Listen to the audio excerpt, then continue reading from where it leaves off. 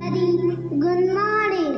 I'm Prayuta, senior KG. Today I'm going to speak on the topic teachers.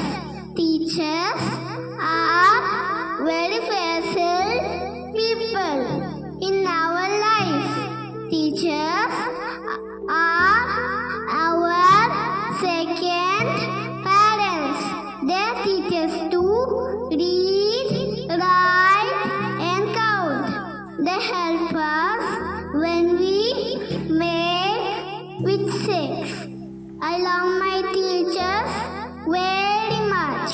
Thank you, teacher, for your love, care, and passion. We are always grateful to you.